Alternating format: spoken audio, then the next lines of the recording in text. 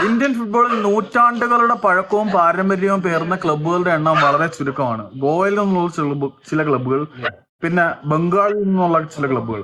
Mohun Bagan sporting club, East Bengal, Mohun Bagan super giants.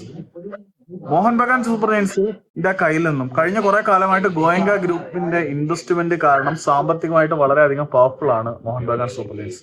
ഈ Mohan Bagan super ജയൻസിന്റെ powerful ക്ലച്ചിൽ നിന്നും ഒരുപാട് വർഷത്തെ കാത്തിരിപ്പിന് ശേഷം സത്യം പറഞ്ഞാൽ ഈസ്റ്റ് ബംഗാള് കഴിഞ്ഞ കുറെ കാലമായിട്ട് ഒരു പ്രോപ്പർ ഇൻവെസ്റ്റേഴ്സിന് വേണ്ടി കാത്തിരിക്കുകയാണ്. ആ ഈസ്റ്റ് ബംഗാള് മോഹൻ ബഗാന്റെ കയ്യിൽ നിന്നും കിരീടം നേടിയതിന് പിന്നാലെ വീണ്ടും ഇന്ത്യൻ ഫുട്ബോളിന്റെ ഇന്ത്യൻ ഫുട്ബോളിന്റെ പീക്ക് പ്രൈം ഹാൻഡ് തങ്ങൾക്ക് വേണം, അപ്പർ ഹാൻഡ് തങ്ങൾക്ക് വേണമെന്ന് എപ്പോഴും ആഗ്രഹിക്കുന്നത് മോഹൻ ബഗാൻ ഈസ്റ്റ് ബംഗാളാണ്.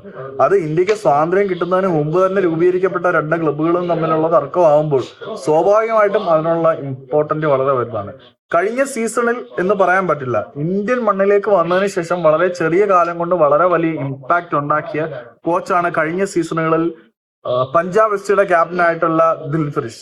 ആ ദിൽബറൻസിനെ സ്വന്തമാക്കാൻ വേണ്ടിയിട്ട് മോഹൻ ബഗാനും ഈസ്റ്റ് ബംഗാളും വളരെയധികം ചർച്ചകൾ നടത്തിയിട്ടുണ്ട്. പക്ഷേ ഫൈനലി മോഹൻ ബഗാനുമായിട്ടുള്ള ചർച്ചകൾ പുള്ളി തിരസ്കരിച്ചു. ഇപ്പം ഈസ്റ്റ് ബംഗാളിന് വേണ്ടിയിട്ടുള്ള നീക്കത്തിലാണ് ദിൽബറിസ് എന്നാണ് അറിയുന്നത്. കഴിഞ്ഞ 2 സീസണിൽ പഞ്ചാബ് എഫ്സിക്ക് വേണ്ടിയിട്ട് വളരെ വിസ്മയകരമായിട്ടുള്ള വിജയങ്ങൾ സ്വന്തമാക്കിയ ദിൽബറിസ് എന്ന പരിശീലകനെ സ്വന്തമാക്കാൻ ഈസ്റ്റ് ബംഗാൾ മുന്നിൽ നിൽക്കുകയാണെന്നാണ് റിപ്പോർട്ട്.